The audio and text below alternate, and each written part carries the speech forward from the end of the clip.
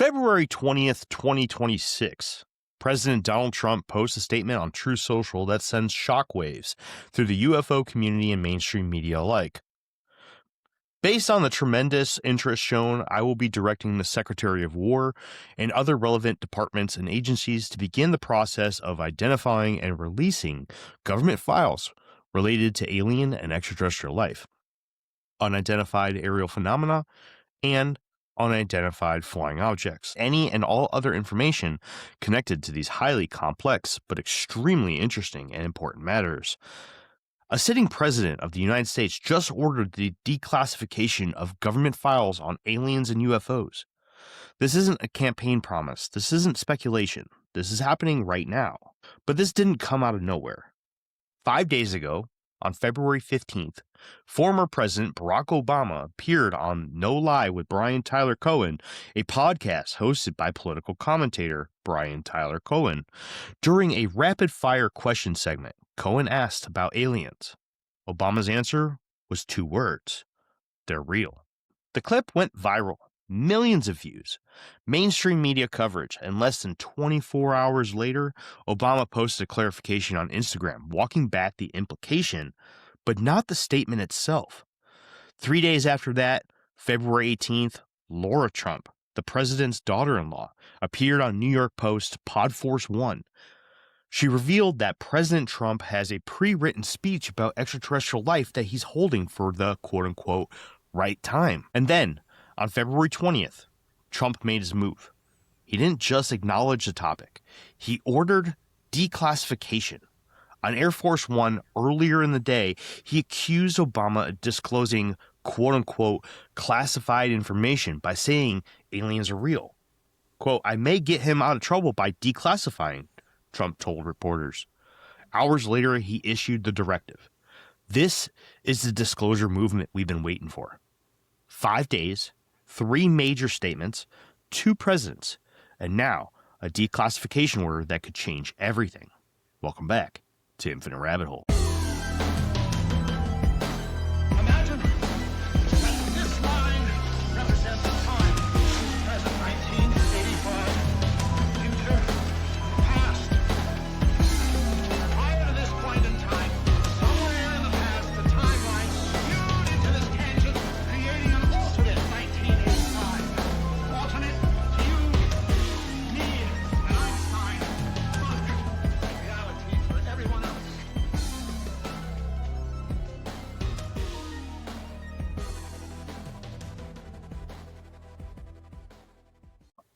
Welcome back to the Infinite Rabbit Hole. I'm Jeremy Socha, and with me is my co-host Jake and the official return of our old co-host and buddy CJ. Before we jump in, if you're enjoying the show, please hit that like button. It really helps us with the algorithm and gets this content in front of more people. And make sure to subscribe so you don't miss an episode. We drop new content every week, and trust me, you don't want to miss what we've got coming up. For those just joining us, this is your weekly briefing on the unexplained. Every week, we bring you the most credible, verified stories from the fringes, the phenomena that mainstream media either ignores or gets wrong. UFOs, cryptids, consciousness research, government conspiracies. If it challenges what we think we know about reality, we're going to cover it. Tonight, we have a UFO-heavy lineup. 2 stories in our briefing section, and then a deep dive into something that literally happened within the last 24 hours of this recording. Something has the potential to fundamentally change the disclosure conversation. Today's briefing covers 2 stories from the past 10 days. First, on February 10th, El Paso, Texas experienced something unprecedented. Cell phone disruptions across the city, a UFO sighting, and then Texas officials tried to close the El Paso International Airport for what appears to be UAP-related reasons. The closure lasted exactly 1 hour before someone reversed the order. Second on the lineup, police chiefs from America's largest cities have published the first official UAP handbook for law enforcement. It's an 11-page guide that warns officers that unidentified aerial phenomena, quote, pose significant safety risks to law enforcement air support units. This is the Major Cities Chiefs Association telling police departments across the country to take this threat seriously. Then we're going deep on what just happened. President Trump's declassification order, the timeline that led to it, Obama's, quote, "they're real" statement, Lara Trump's revelation about the prepared speech and what this actually means for disclosure. Not speculation, not theory, but what the president just ordered to happen. This is history unfolding in real time, and we're breaking it down piece by piece. But first, Jake, what's up, man? How's life? Life is life, man. Apparently the aliens are here. I don't know. Have you heard any of this? Yeah, I have heard some of it, and I think it's a bunch of rigmarole.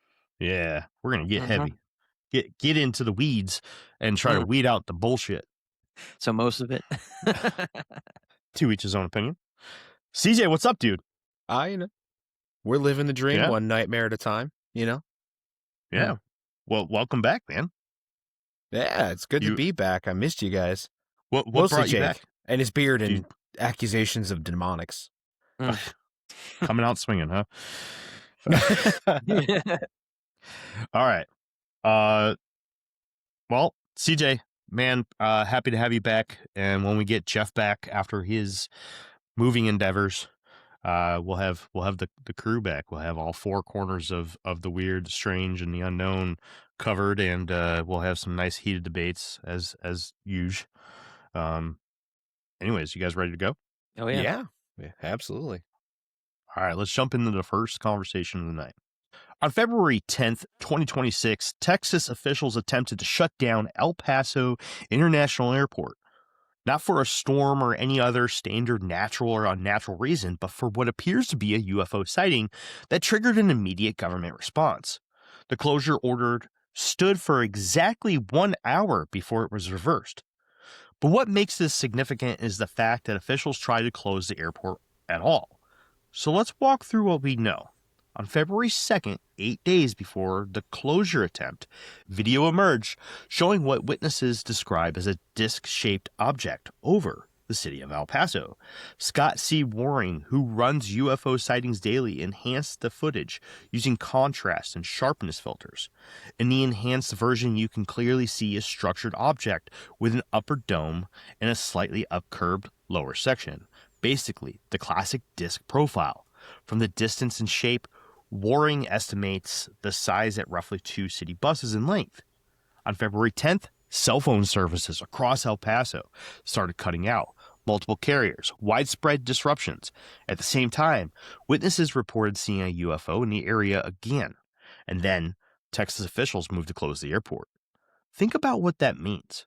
Closing an international airport isn't a casual decision. It disrupts hundreds of flights, affects thousands of travelers, and costs millions of dollars. You don't do that unless there's a serious threat. The official explanation came the next day. According to William Brigham of the local PBS, airspace over El Paso was temporarily shut down on Wednesday.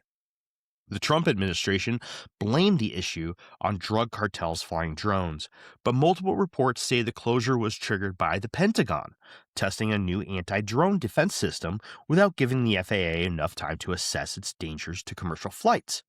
Let's be clear about what they're saying. The Pentagon was testing anti-drone technology in the airspace above a major international airport, without coordinating with the airport officials, and the initial plan was a 10-day closure. The explanation raises more questions than it answers. The cell phone disruptions are particularly interesting because they suggest electromagnetic interference. That's a common pattern in UAP encounters. If the object over El Paso was causing electromagnetic interference strong enough to disrupt cell service across an entire city, that would explain why officials wanted the airspace clear. But here's the question. Why reverse a planned 10-day closure after only 1 hour? Either the object left the area so the threat was gone, or someone higher up decided that the disruption was worse than the risk posed by whatever was in the airspace. Scott Waring made an interesting point. Quote, when the U.S. government reacts so drastically, it's a 100% guarantee it's a real UFO. And he's right. The government doesn't try to close international airports for 10 days based on misidentified balloons. The incident fits a broader pattern. We've seen increased UAP activity over the southwestern United States for years. El Paso sits right next to Fort Bliss, one of the largest military installations in the United States. If there was unidentified aerial activity in that area, the military would absolutely know about it. The fact that the response was too close, the civilian airport, Rather than scrambled jets suggest that whatever was detected, officials either couldn't intercept it or they chose not to. The El Paso incident is a reminder that UAP activity isn't just historical. It's happening right now. And when it does, the government's first instinct is to still shut it down quietly and release a cover story that doesn't hold up under scrutiny. Jake, CJ, what's your take? Does an uncoordinated Pentagon anti-drone test explain a 10-day airport closure that got reversed in 1 hour? Not all at once. Well, it's harder with 2 people now because you're waiting for the other person. Jeez Louise, it's gonna be rough with 4. Um, on one hand, yes, it does make sense because both the FAA and obviously the Pentagon are federal agencies and they never talk to each other. So yeah, that makes sense. And on the other side, it would make sense for it to be just a bunch of baloney that was a poorly thought out cover up story. I actually agree. CJ, what are your thoughts on this, man? This is one of the rare instances where I actually agree with Jake. I don't know if it would really be like alien activity. I guess I'm sort of like Jeffing it here a little bit, where I think this is more like they were probably testing some of their own military stuff, maybe that they reverse engineered from alien spacecraft. But I don't think it was. I think as the night goes more, we get into these other 2 stories, especially the deep dive. It's gonna paint a picture. That's what I really aimed for with this, and it just seems so natural with all of this coming out within the last week here. There's a ton of stuff coming out with UAPs, and it's hard to believe or hard to think in any other way, shape, or form that this isn't something that's just planned. This seems deliberate to me. I'm What not was that location called again? This was the El Paso International Airport. Um, I'm not the tinfoil hat guy, right? And I do believe that there is space for the government to do some really stupid shit, especially with UAPs. I think this is one of those. I do think that there is a overall other answer to the concept of UAP and the phenomenon in general, but this is one of those where this smells like a military thing, right? If it looks military, smells military, tastes military, it's probably military. Yeah. Tastes like JP5, huh? Ooh, JP5. For those of Mm. you that don't know, that is naval aircraft fuel. Yeah. So here's Yeah. interesting. It doesn't look like they I got a whole bunch of photos of the airport, but it doesn't look like. Why don't you bring your screen, share your screen there, buddy, so we can see it. If we actually find something relevant, I will. Okay. Well, this was more or less like one of those just brief stories that I wanted to touch on just to kind of set the setting for the deep dive anyways. So you guys ready to just move on? And CJ, if you find anything, we can see it during the next break. Well, it's just interesting real quick that when you're searching for like the UAP incident, like absolutely nothing is coming up, right? And you'll find information about UAP El Paso International Airport. You might actually, because the official reasoning for it, if you remember, was that this was drone. This was an exercise to remove a drone. I'm trying to find the exact quote here that I got. Bear with me. Because I mean, like, if they were doing something and there was shit in the sky that would prompt a 10-day closure, someone would have took a picture, right?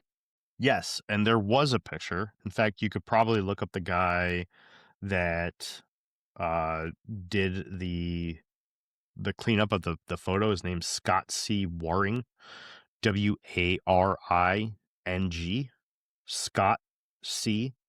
He's the guy that cleared the picture. I did see it. I should have sent it to you before this, just so you could have it. No, it didn't. It doesn't bring it up. No. And I'm using like one of the only like uncensored search engines that I know of. Yeah. He runs the publication called UFO Sightings Daily. I don't know if that helps out or not, but and the original incident happened on February 2nd. That would be the day where the original object showed up in the skies over El Paso. Yeah. Trying to find the quote here. Let's see. Okay. So PBS's William Brigham quote, this was the official explanation. Airspace over El Paso was temporarily shut down on Wednesday. The Trump administration blamed the issue on drug cartels flying drones, but multiple reports say the closure was triggered by the Pentagon testing a new anti-drone defense system without giving the FAA enough time to assess its danger to commercial flights. So you might have more luck just finding anything on the actual shutdown incident and the cell phone disruption, looking for that drone incursion. Yeah, I'm asking Perplexity to look it up for me just because that's easier. Okay. Well, Jake, We'll you see got what anything else to add for this one? No, sounds like a crappy conspiracy to me, though. Or a cover-up, rather. A crappy cover-up. I agree. Mm-hmm. All right. Moving on to the second segment and our second to last already. Yeah. The Major Cities Chief Association represents police executives from the largest cities in the United States and Canada. These are the people responsible for public safety in major metropolitan areas, not UFO enthusiasts. And in September 2024, they published something unprecedented: the first official law enforcement guide to unidentified aerial phenomena. The fact that this document exists is significant, but what makes it really interesting is that it's being talked about again right now because of the broader disclosure conversation we will cover in tonight's deep dive segment. The handbook is being reframed as part of what some are calling soft disclosure and the gradual normalization of UAP as a serious topic that institutions need to prepare for. So let's talk about what's actually in the guide. It's 11 pages long. It opens with a clear warning. Quote, unidentified aerial phenomena pose significant safety risks to law enforcement air support units. The handbook provides historical context from the 1940s through the present, mentioning Project Blue Book and the creation of Arrow in 2022. It highlights testimonies from whistleblowers like David Grush, who testified that the U.S. government possesses recovered craft of non-human origin. It also references Ryan Graves and David Fravor, the Navy pilots who encountered the tic-tac and gimbal objects in the congressional hearings of 2023 and 2024. The handbook includes actual police encounter reports. One example from 2023 describes an officer who witnessed a triangle-shaped craft with green lights gliding silently through the sky. Charlotte Mecklenburg Police Chief Johnny Jennings said, quote, they're happening, whether you believe in what the origin of them is or not. They're happening, and it's important that we are able to report.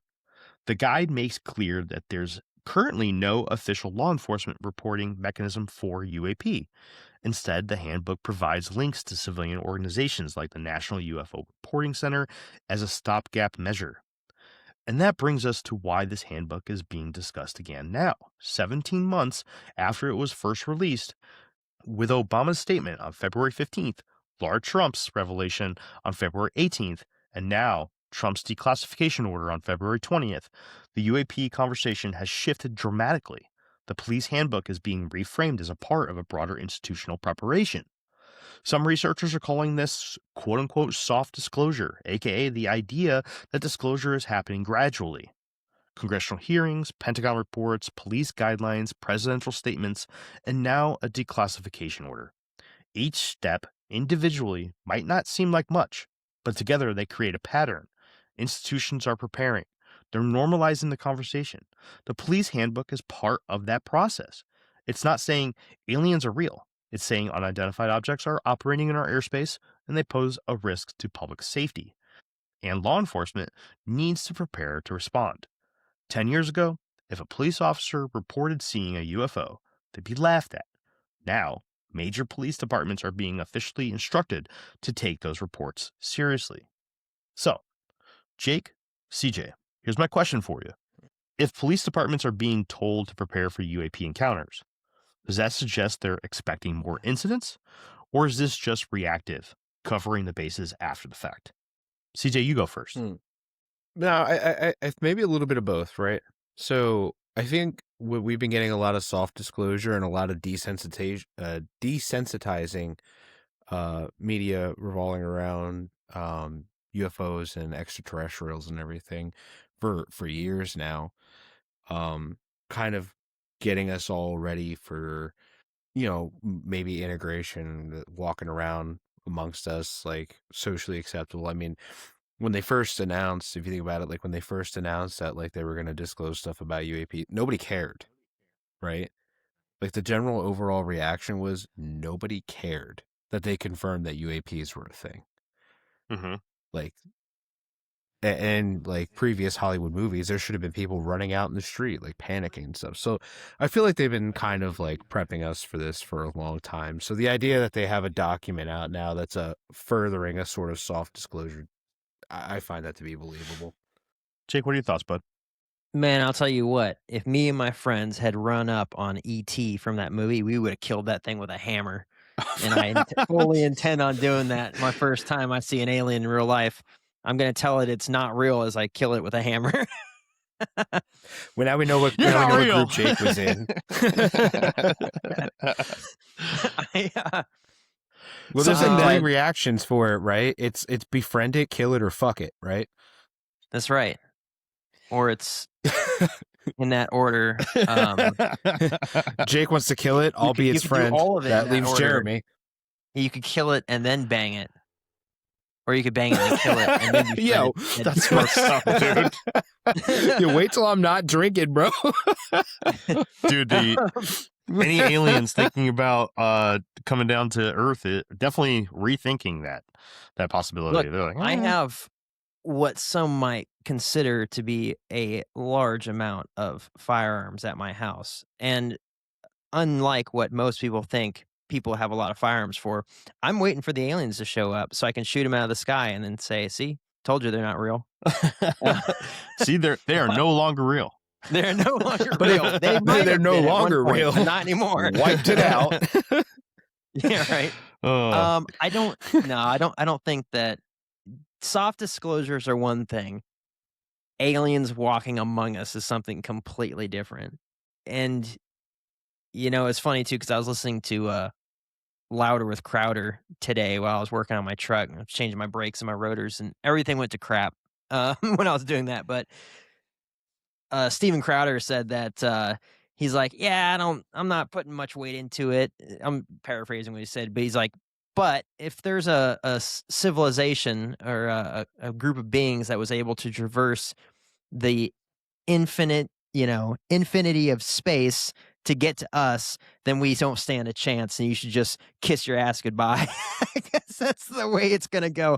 It's not gonna be us fighting them off. It's not gonna be a War of the Worlds or an Independence Day. It's gonna be an absolute annihilation. So, I'll allow them to continue. I mean, they don't need my permission, obviously, but I'll allow them to continue with their soft disclosures and stuff.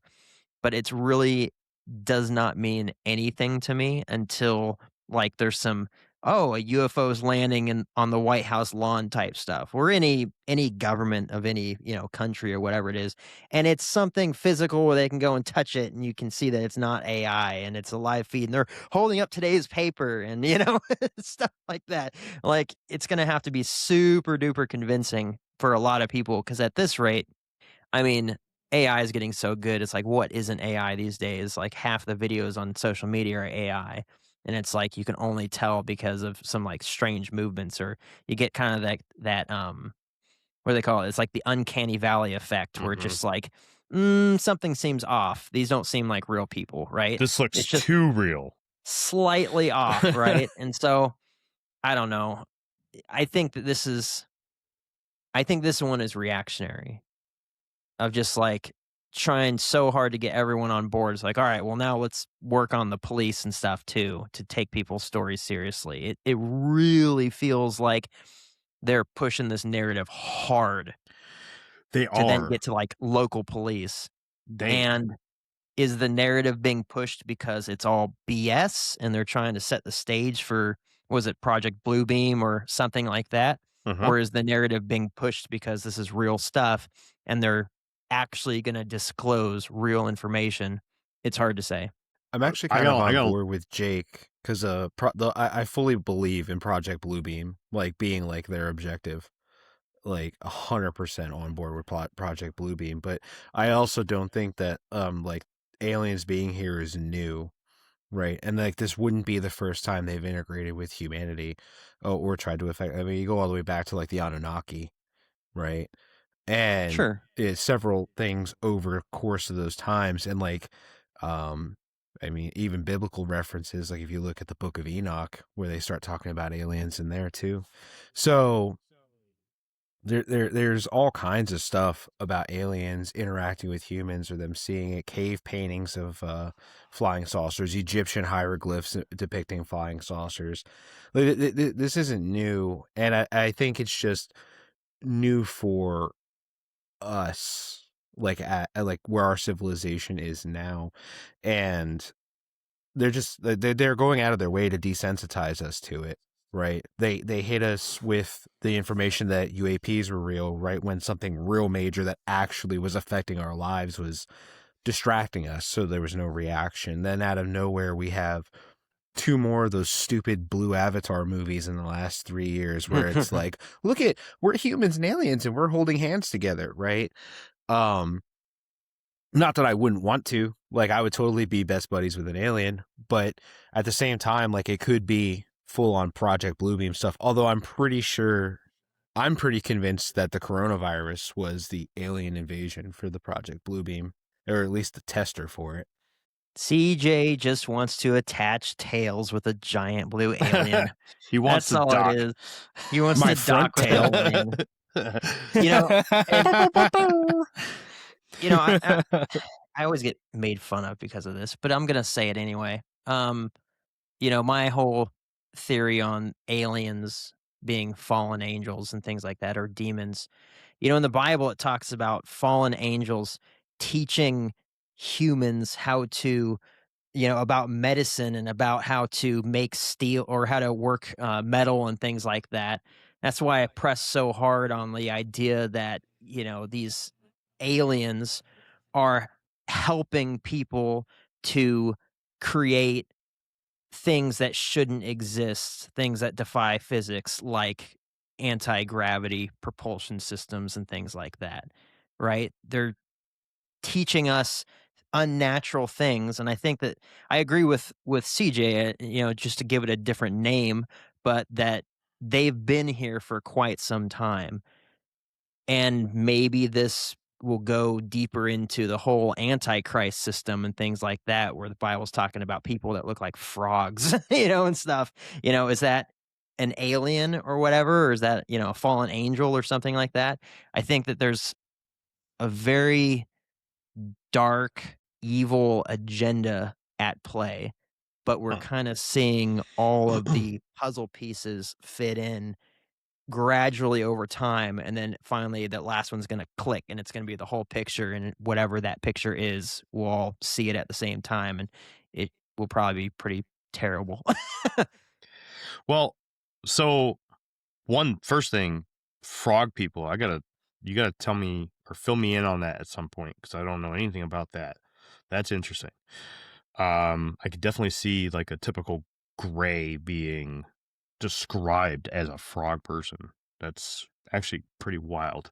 But I want to kind of go back a little bit to, I think it was last week's episode, either last week or the week before that. We talked about the data analyst from the Bank of London who warned the higher ups in that huge financial institution that the disclosure of alien beings could cause a lot of issues for just civilization in general. And this is something that, as one of the major financial institutions in the world, they should be preparing for. Then I want to kind of dive into really quick. We've just been slapped in the face by two really big productions when it comes to disclosure.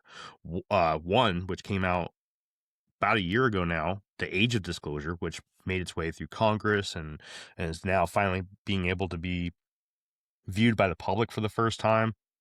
This was like I'm so mad that I have to pay for it because that means I haven't seen it. It's it's stupid. It is but at the same time, like, you know, I have seen it and I do recommend it, but there is a bunch of propaganda, if you will, in it. And it does feel like they're pushing a narrative. Now, you know, I'm watching the Super Bowl you know, a couple weeks ago, and the very first commercial of the Super Bowl is a trailer for the new Age of Disclosure movie. You guys heard about this? Mm-mm. So when you're ready, I have that Bible verse for you. Okay. CJ, since you're the Jamie, can you bring up the front Google page or whatever page that you go to of the Age of Disclosure movie from 2026?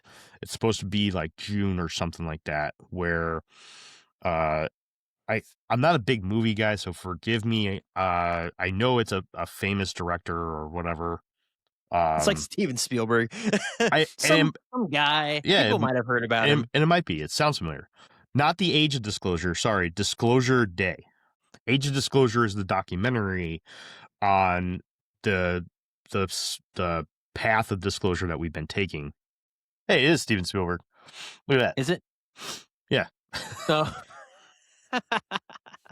Now, that's a good guess. I wish we could watch this trailer really quick, just so you know. But I've been getting flagged for recycling content, so I don't want to do that. I highly recommend people checking this out. I'm not a movie guy, and I'm going to totally watch this movie. 100% going to happen. You just look at all the stuff that's being thrown at us right now. It's a lot. It really is. And ever since the congressional hearing in 2023, where they released a bunch of stuff, and then even back in 2021, when we were introduced to David Grush, right? When David Grush first came out in his own congressional hearing and started disclosing, that was like the first real steps into modern disclosure. What are you looking at? What? Oh, what is That's this? Perplexity. Oh, you AI and stuff? Punk ass. Yeah, I am. Wow. Ugh. We pride ourselves on no AI in this house. Yeah. So he asked, he asked, since 2023, how many things have been released to soft disclose aliens? So it says there's Pentagon UAP reports between May 2023 and June 2024, explicitly saying there is no evidence of extraterrestrial life or technology. Congressional hearings, well, you guys covered that in depth. The UAP Disclosure Act and related laws in 2023. All Domain Anomaly Resolution Office. Yeah, we've covered that a lot too. High-profile disclosure claims of David Grush testimony, activist press events, media, political. So I mean, like, there's been quite a bit and a lot of whistleblower interviews. It says, yeah, this is definitely a very incomplete answer. This seems to be filtered out quite a bit, because at the very beginning, when it says there's been no cases of soft disclosure, I mean, literally today and on February 10th, we had two presidents come out and say, yes, there is something. So I don't know. You should have that thing do a search for recent activity. But let's go ahead and move into the deep dive. Are you guys ready for that? Or did anybody else have anything to add? You want this verse real quick? Oh, yeah. Go ahead. Revelation 16. I'm going to read the whole section, so it's within context. 12 through 16. It says, and the sixth angel poured out his bowl into the great river Euphrates, and its water was dried up to prepare a way for the kings from the east. And I saw coming out of the mouth of the dragon, which is the Antichrist, and the mouth of the dragon. Sorry, mouth of the dragon, mouth of the beast, which is the Antichrist, and the mouth of the false prophet, 3 unclean spirits like frogs, for they are demonic spirits performing signs, who go abroad to the kings of the whole world to assemble them for battle on the great day of God the Almighty. Behold, I'm coming like a thief. Blessed is the one who stays awake, keeping his garments on, that he may not go about naked and be seen exposed. And they assembled them in the place that in Hebrew is called Armageddon. Wow. So there's a lot there, right? One is the group of threes. That's a heavily reported description of alien contact with grays, at least. The rules of three is a very common concept with grays, men in black. I mean, shit, even going back to like the 1500s vampire stories in Europe, the rule of three was a huge thing. Can you read right after it said that the it came in three? Can you read that part one more time? There was one more thing in there. Wow. So that literally sounds like gray aliens making Project contact Bluebeam. with world leaders. That's what that sounds like. Can you Well, yeah, read I mean, can you read the front part of that again real quick? Because there was something in there that I wanted to what about the Euphrates drying up? yeah, just reread it up to the point where they're coming out. The sixth angel poured out his bowl onto the great river Euphrates, and its water was dried up to prepare a way for the kings from the east. And I saw coming out of the mouth of the dragon, out of the mouth of the beast, and out of the mouth of the false prophet, three unclean spirits like frogs. Now, Jeez. I'm just saying, like, obviously the dragon, the beast, probably not the false prophet, because we Christians do believe there is going to be a false prophet.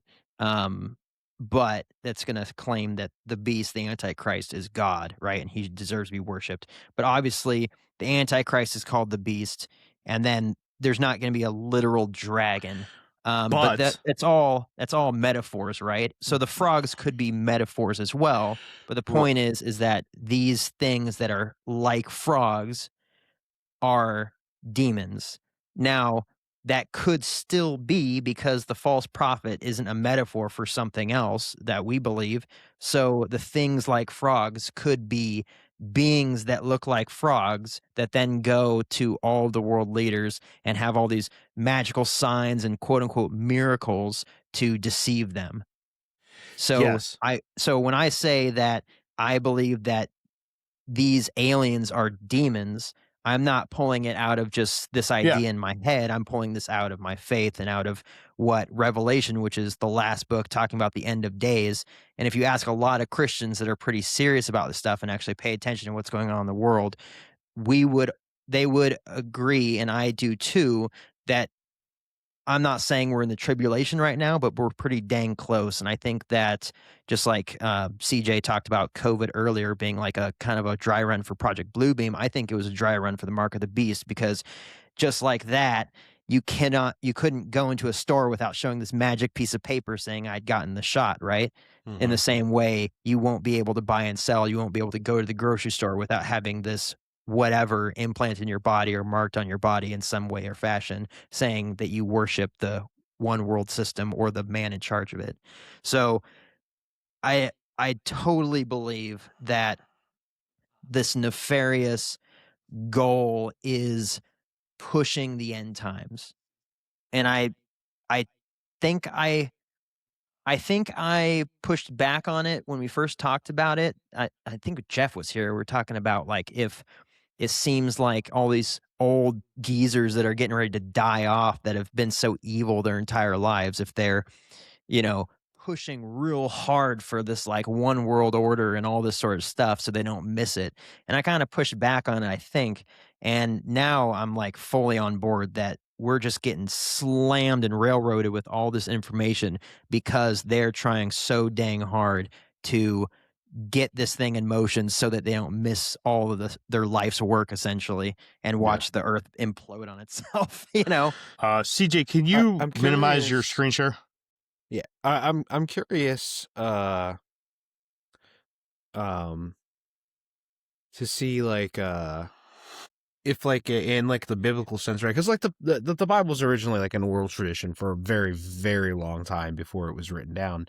If, like I said, like aliens have always kind of been here, like all the way back to like the Anunnaki, they would have come from the sky, like outer space and all that. So like the whole concept of angel and demon being like Obviously there are good people and bad people. In retrospect, there would also be good aliens, bad aliens, right? So like they could come down and like this was like a primitive people's interpretation, and maybe misinterpretation of metaphor and idiom, through old ways of speaking and old ways of writing, because like the Bible was originally like I said, an oral tradition, which was then I believe ancient Hebrew and then translated into Greek and Latin and then further translated. No, So no, it was no, written down in Aramaic, Hebrew, and Greek. We oh have right, Aramaic. most. You're right. Well, we have most of the original documents in the Dead Sea Scrolls. So I mean, Right. it's But like previous to that, it was still an oral tradition. What I'm saying is like we're looking at like a primitive people seeing highly advanced beings coming down and being like, those are from God, right? sure. So I'm Potentially. actually, And then some of them come down and they're real cool, right? And they help us out. And they're the angels. And then some of them come down and they're real dickheads and they suck at life and they're not team players. And those are our demons. so I first, just to explain to anybody new here, I'm not religious, right? But I appreciate Jake's input because he's very knowledgeable about this stuff. So the questions I ask, I don't mean to ask out of ignorance, but it is, right? So Jake, just a quick question. Were there any other mentions or references to dragons in the Bible that you know of?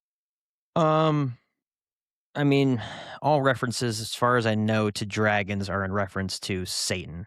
I'd be very curious as But to what context those dragons were brought up in. Just well, I'm kind of if you wanted to go for like I was watching Kent Hovind the other day. Some people might know him as Dr. Dino. He was kind of talking about this, this idea of dragons in the Bible. Mhm. And he says the word dinosaur didn't come around until like the mid 1800s. Before the mid 1800s, you would have never seen the word dinosaur in Mhm. any text in any book or anything like that. All ancient cultures have this idea of dragons, Yes. and it's probably because of either digging up the bones of dinosaurs and seeing them or having Actually living with actual them. real life experiences. And that's why you have people from not just, Christian cultures going into faraway places and slaying dragons, right? It's not this like crazy fantastical thing. It could have been the last of the dinosaurs, right? Or something Right. like that, right? It was so yes, it's in reference to the devil, but also I think that comes through in not just it doesn't come from nowhere. I think that there was ancient people that actually had interactions with dragons or Yeah. dinosaurs, and the ferocity of some of them would have been like, and that's what Satan's like, because he wants to destroy everything and tear you apart if he could, right? Type stuff. CJ, can you bring up an image of Eastern and Western dragons real quick? So I actually I know exactly what you're talking about, Jake. I don't know the guy that you're talking about, but I know the concept. And depending on, because I know like most of the Bible You're happened talking about like in the middle. the Eastern dragon being like really long and slinky, and then the Western Yes. dragon being like very bulky and Yep. Oh, Exactly here's what a I'm good talking about. interpretation. And then if you There's don't mind one. screenshotting that,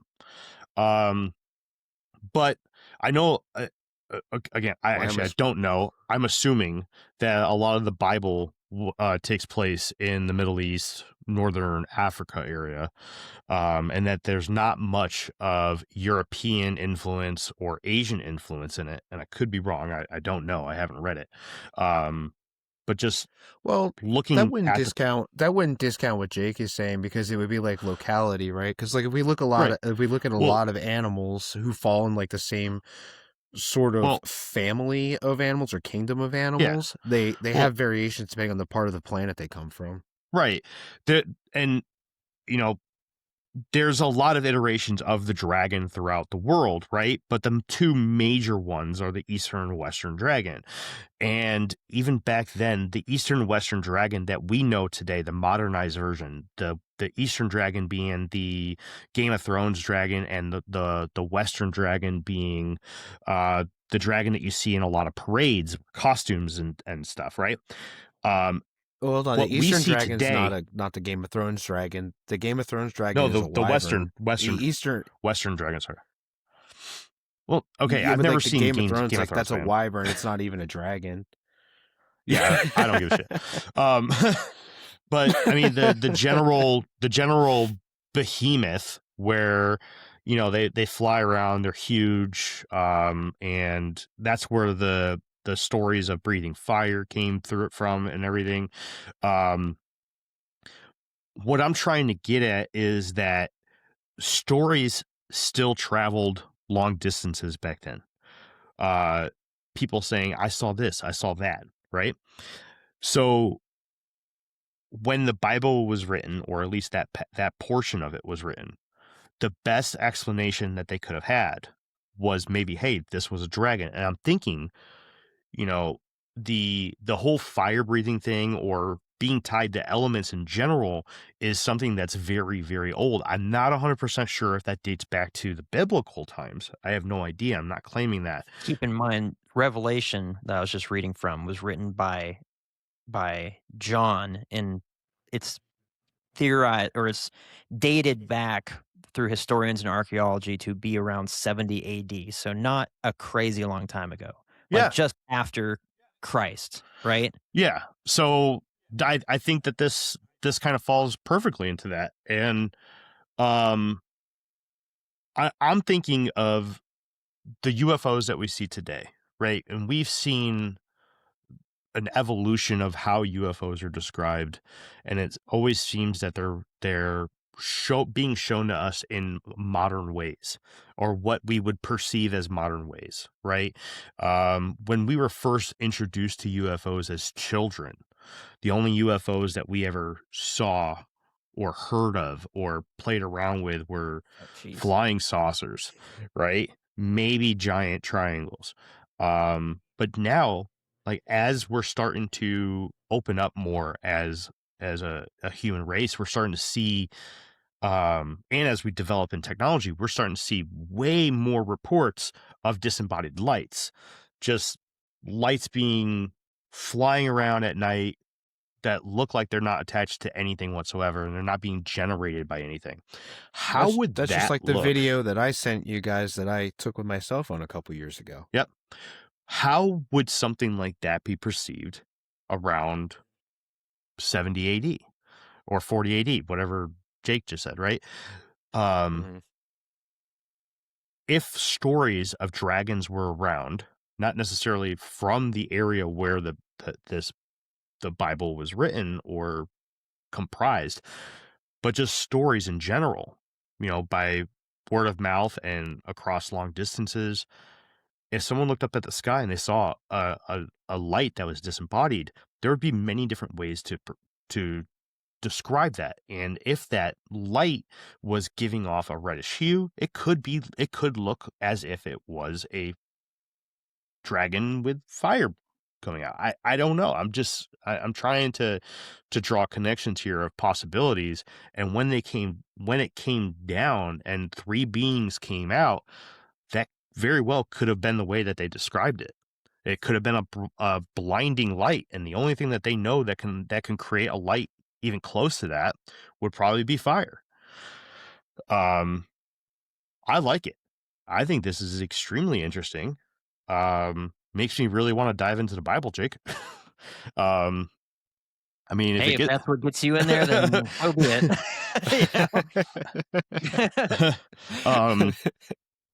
But yeah, I think it's interesting. I do. I know we kind of veered off path from the whole disclosure thing, but I think it was necessary just because it's fun to talk about. Yeah. Well, is there anything trying else to that you figure guys out wanna... where the whole idea of like aliens and stuff even comes from? And like the Bible's by far not the only religious text that that references aliens and whatnot.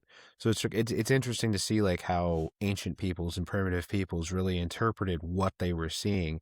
And we could also be seeing like a lot of language too that was not necessarily mistranslated, but maybe misinterpreted, because there are words that are the same word that mean multiple things, or maybe things that could have been common metaphor or idiom back then that we wouldn't really understand now. It's sort of like the difference between Old English and English now. Like Old English sounds almost German until the Slavs got to it, right? So, you know, it could be like a lot of stuff revolving around alien life, and that like we've literally been experiencing it. Like they come, they do their thing, something happens, they leave us again. They come, they do their thing.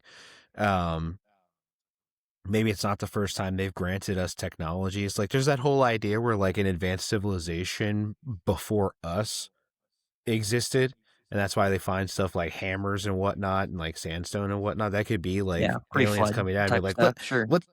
let's try again. What did you say, Jake?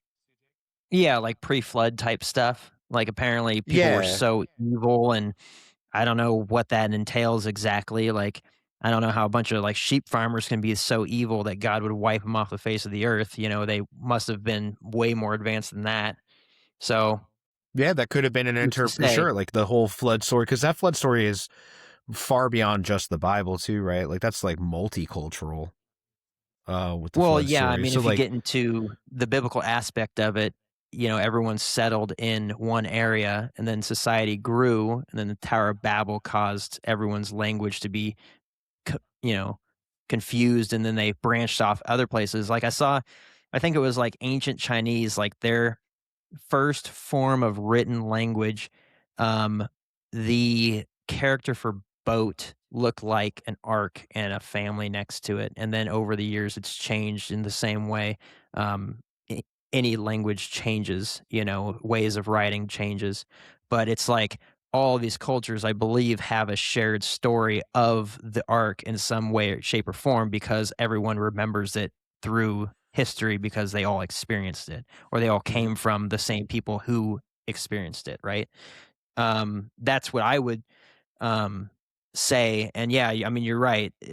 You can't the idea that the Bible is the only source of information when it comes to like things like dragons or aliens is, ridiculous because that's not what the Bible's about. The Bible's about people seeking God and God, telling them they can't, that they suck. And then he's going to do it for them to bridge that gap. That's what the Bible is about, 40 different authors over 1500 years, 3 different languages, and I think 3 continents.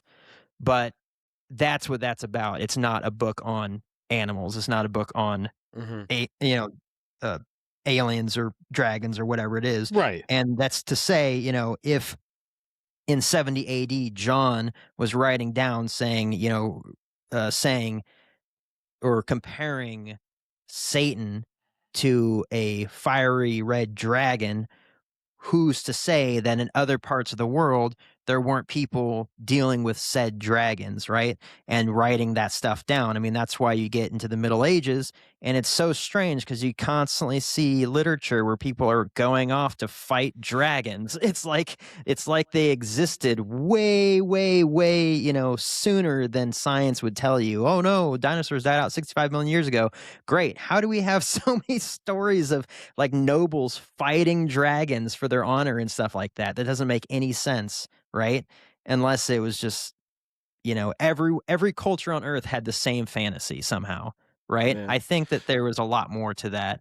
And to say, yeah, I'm not going to sit here and say that the Bible is the only source for that sort of stuff, because as far as I can tell, the only references to it are in Revelation in reference to Satan, with the exception of the Leviathan in Job, but it's not described as a dragon, right? So, Now, I just want to say that it's I wasn't kind yeah. of pointing at that as being like the say all source for that kind of stuff. I just thought it was an interesting connection. No, I agree. But yeah, I agree that I think that this is so far off the alien topic, but I think that a lot of cultures and their scholars and things like that, that a lot of the things they write down, especially when it comes to science and it's, oh, that's fantasy, gets really just thrown away.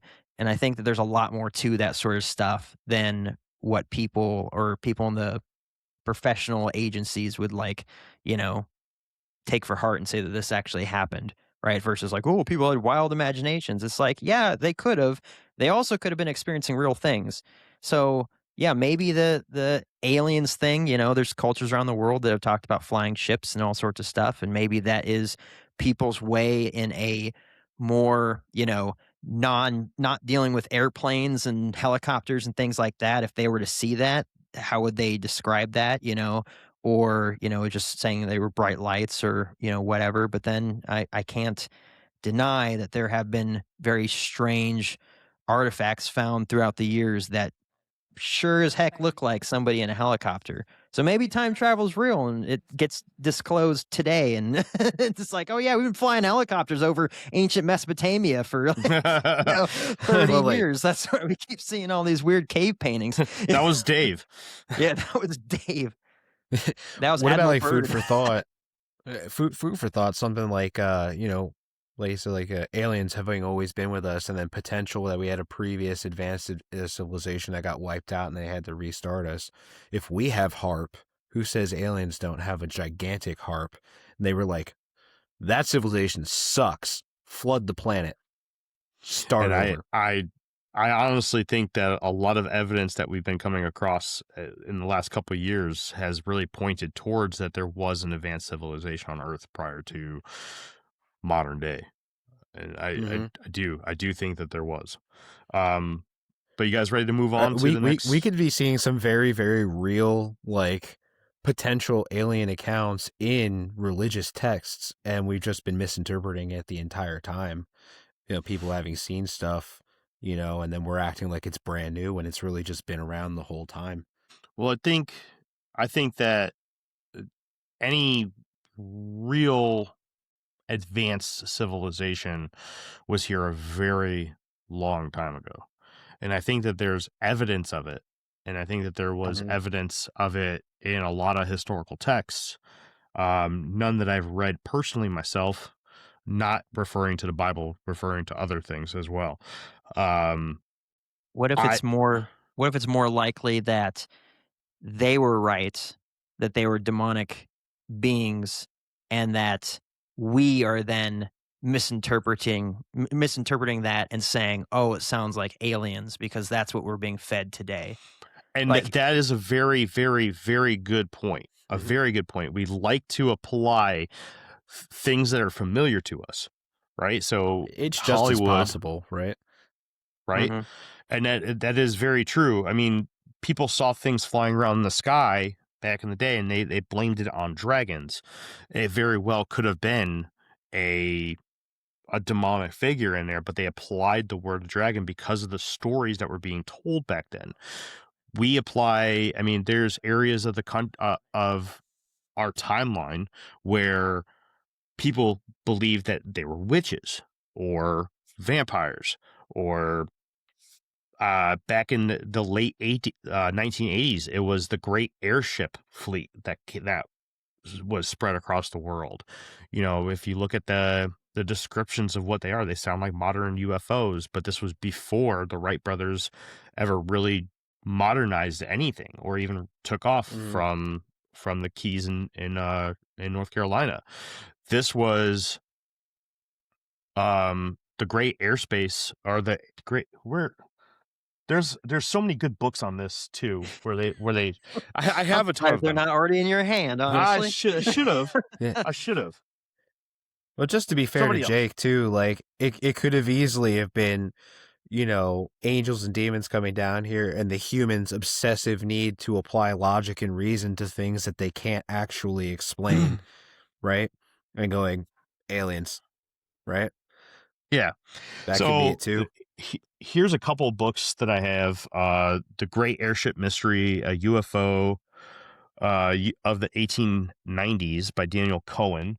This one, The Great Texas Airship Mystery. This also refers to the same 1890s thing or mystery.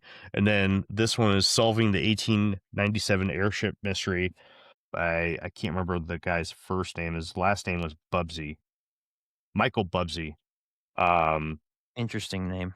Yeah, and there's a lot of references into this of exactly what I'm talking about right now, where people refer to these as other things. And if anybody's familiar with John Keel's work, specifically in the book Operation Trojan Horse, and even referenced in books like The Mothman Prophecies or The Eighth Tower, he describes heavily the evolution of what people were seeing.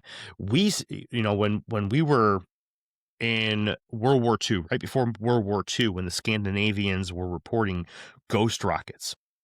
Well, you got to think, what was the big fear of World War II? It was the German V2 rocket, right? And they were Yeah. concerned that these Yeah, UFOs this one too. What's that? So this is a book that applies the idea of aliens into religious texts, and applies like we get our information for like our mystery schools and stuff from aliens. It's like there's like this whole idea that Hermes Trismegistus was one of the Anunnaki, as well, like they were like immortal or whatever. But this one all goes through everything. Esotericism all the way through various spiritualities and religious texts, and applies the ideas of aliens and stuff to it. So now that you've officially got me off track of what I was just talking about, Whitley Strieber, the guy who wrote Communion, also wrote The Secret School, Preparing for Contact. This also talks about a lot of the stuff that you were just referring to there, CJ. But there is this evolution of things, right? And it seems to correlate with modern terminology, right? The ghost rockets were rockets because we feared the German V2. Then the same exact phenomenon was being described by the other ally forces as Foo Fighters. But it wasn't necessarily the terminology that we used to describe it. It was the physical description of a lot of these Foo Fighters as being blinding lights coming off of aircraft or even metallic shaped craft. This is when we started seeing things that seemed like they were trying to mimic our technology. This was new propeller based engines on a lot of fighter jets, right? So we saw them as slightly ahead of us. Then we got into turbine engines, and now the things that were moving in what they were describing as something moving similar to a turbine engine aircraft was now moving in a way that it was defying gravitational rules and laws. And now that we're starting to play around with that with the Blackbird and a couple other, let's just throw the TR-3B out there. It's hypothetical, but at the same time, it's said to move more or less like what a traditional black triangular UFO is said to move. Now it's turning into disembodied lights or orbs, right? Because that's another thing. That's another term that we're applying to it is orbs. I don't know. It's interesting how we get a lot of descriptions that match the time frame and where they're from. And I think if we play that back all the way back, we start seeing that this is really not a new phenomenon. This is something that's been around for a long time. And yes, like what Jake was saying, we're applying the terminology aliens to this because that's the terminology that we've been given, right? This is the story that we've been told to push, or that has been pushed upon us. They really could be demonic entities because we're not being forced angels and demons anymore, right? We're being forced disclosure. And we've talked about that a bit in the first portion of this episode, but I think that this all is really good evidence for that.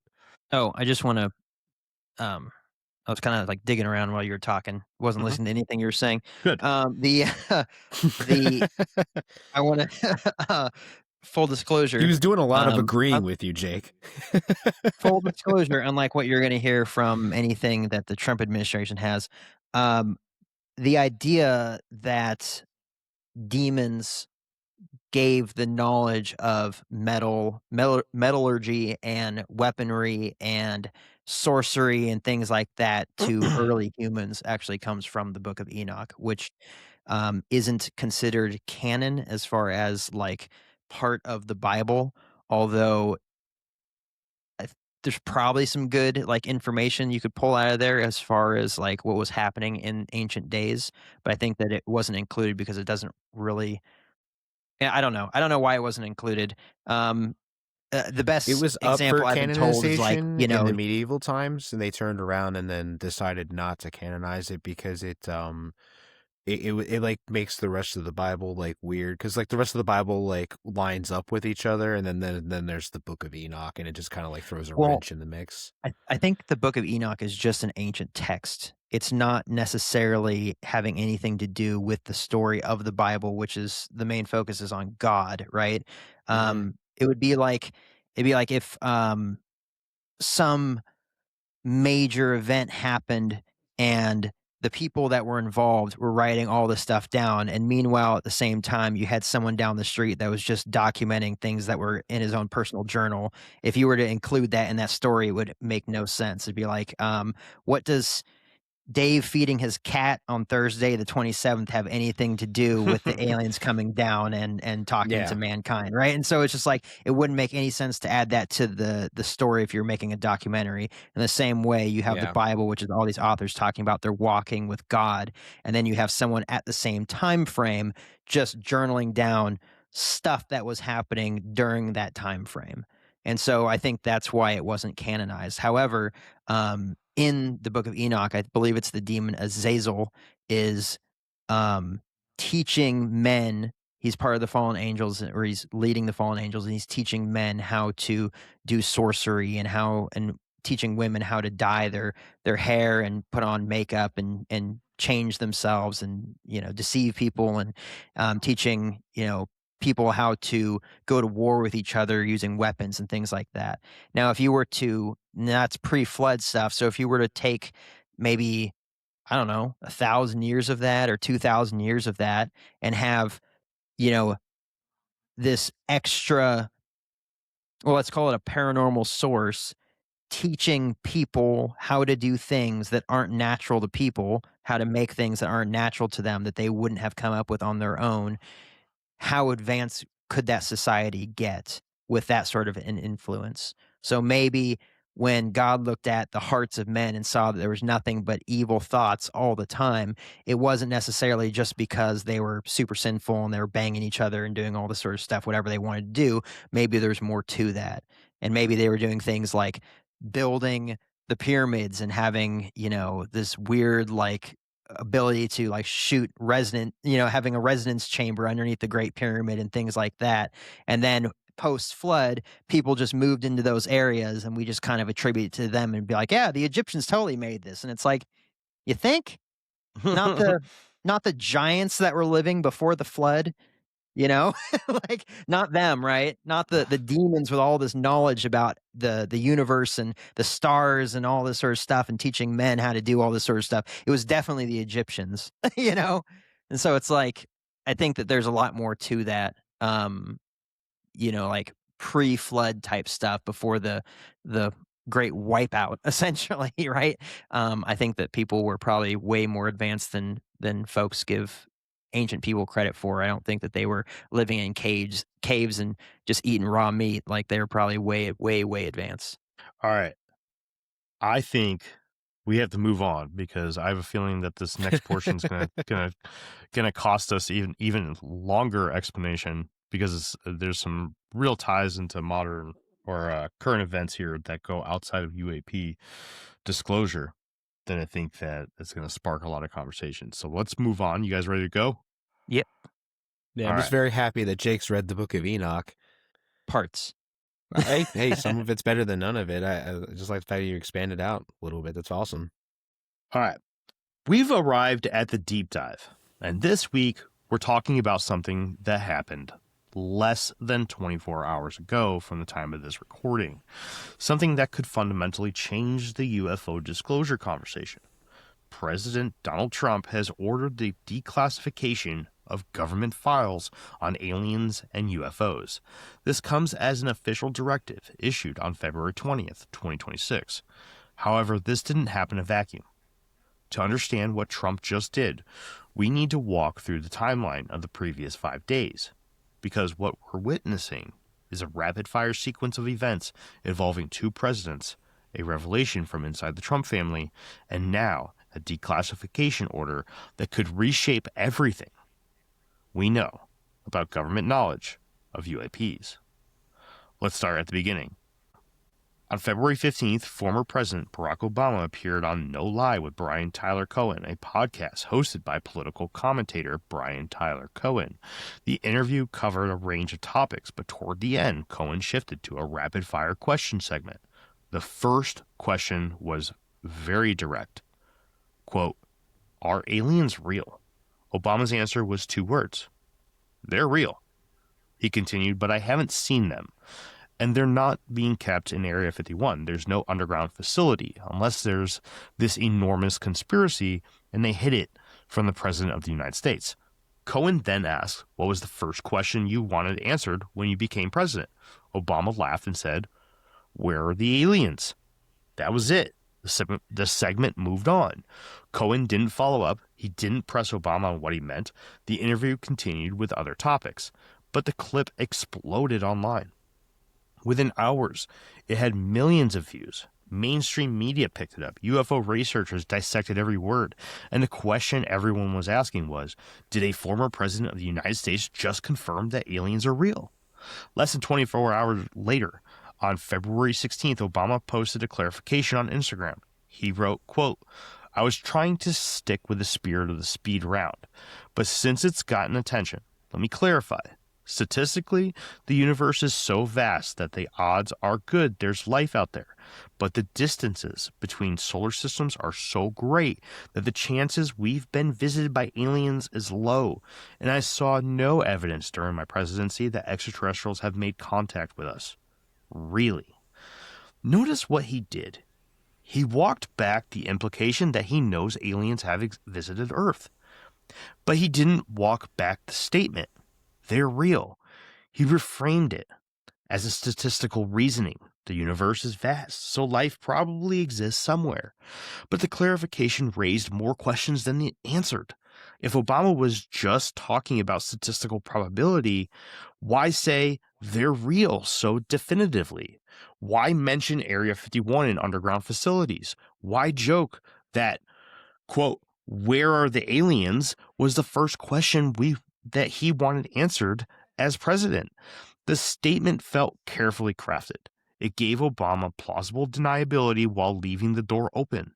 3 days after Obama's statement, Laura Trump, the president's daughter-in-law, appeared on the New York Post's Podforce One podcast. Host Miranda Devine asked her directly, "Do you think President Trump is about to make an announcement about UFOs?" Because President Obama was just on a podcast talking about how he believes in UFOs and hinting that he saw something when he was president. Laura Trump's answer was extraordinary. She said that she and her husband Eric had asked President Trump about UFOs and that he, quote, "played a little coy with them." Then she said this, "I've heard kind of around, I think my father-in-law has actually said it, that there is some speech that he has that I guess at the right time, I don't know when the right time is, he's going to break out and talk about. And it has to do with maybe some sort of extraterrestrial life, so to speak." Let that sink in. The President of the United States has a pre-written speech about extraterrestrial life, and he's holding it for the quote-unquote the right time. Laura Trump didn't say this casually. She framed it as something her father-in-law has said himself. She said it on a podcast with a national audience, knowing it would be widely reported. The White House was asked about this the same day. Press Secretary Caroline Leavitt said a speech on aliens would be, quote, "very exciting and of great interest," but that it was news to her. So the official line was that the White House doesn't know about such a speech, but Laura Trump's statement stood. And then, on February 20th, Trump made his move. He posted on Truth Social, quote, "Based on tremendous interest shown, I will be directing the Secretary of War and other relevant departments and agencies to begin the process of identifying and releasing government files related to alien and extraterrestrial life, unidentified aerial phenomena, or UAP, and unidentified flying objects, UFOs, and any and all other information connected to these highly complex but extremely interesting and important matters. A sitting president just ordered the Pentagon and other federal agencies to declassify files on aliens and UFOs. But there's more to this story. Earlier in the day on Air Force One, Trump was asked directly about Obama's statement. Fox reporter Peter Doocy asked him about, quote-unquote, non-human visitors. Trump's response was pointed, quote, "I don't know if they're real or not. I can tell you he gave classified information. He's not supposed to be doing that. He made a big mistake. He took it out of classified information." Trump continued, "I don't have an opinion on it. I never talked about it. A lot of people do. A lot of people believe it.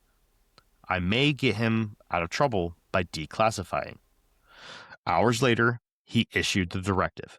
So let's be clear about what just happened. Trump accused Obama of disclosing classified information by saying aliens are real. And then Trump used that justification to order declassification. This is either brilliant political maneuvering or something much more significant. Let's think through what Trump's order actually entails for a minute. He's directing the Secretary of Defense and other agencies to, quote, begin the process of identifying and releasing files. That language is important. It's not an immediate release. It's the beginning of a process. What does that process look like? We don't know. Trump didn't specify a timeline. He didn't say what information would be released or when. But the fact that he issued this directive at all is unprecedented. Past presidents have made vague comments about UFOs. Obama joked about it on late-night TV. Bill Clinton talked about checking on Roswell. Jimmy Carter filed a UFO report before he became president. But no sitting president has ever issued a formal directive to declassify government files on this topic. So what happens next? Well, there's a few possibilities. Scenario 1, limited disclosure. The Pentagon releases files that confirm UAP are real, that they've been tracked for decades, and that their origin is unknown. They acknowledge that some objects demonstrate capabilities beyond human technology, but they stop short of confirming recovered craft, biological entities, or ongoing contact. This would be significant, but it wouldn't be earth-shattering. It would essentially formalize what we already suspect based on congressional testimony and Pentagon reports. Scenario 2, moderate disclosure. The government confirms the existence of recovered materials. They acknowledge that analysis suggests non-human manufacturing.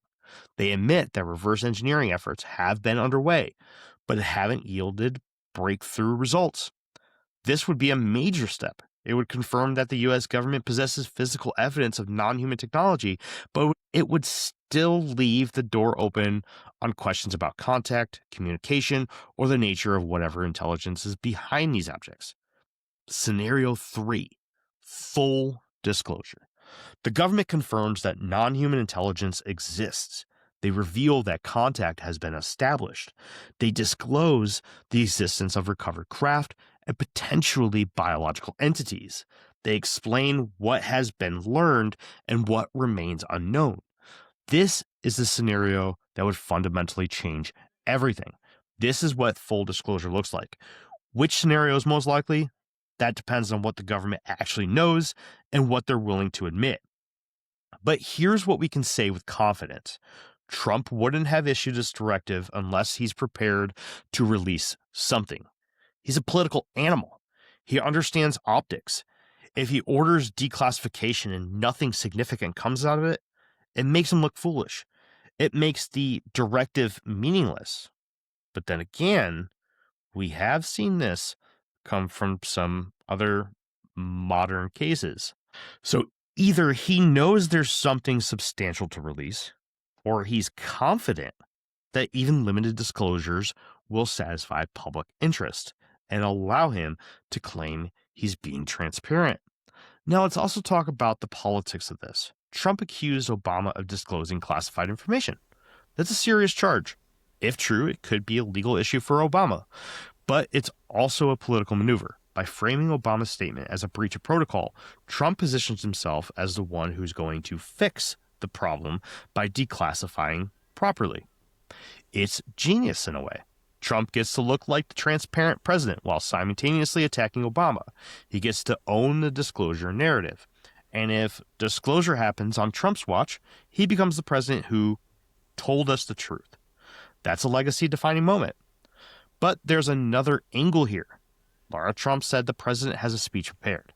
If that's true, and if Trump is planning to give that speech, then this declassification order might be setting the stage. You don't give a major presidential address without evidence to back it up. If Trump is planning to tell the American people that aliens are real, he needs the Pentagon to release the files that support that claim. So let's be disciplined about what we actually know.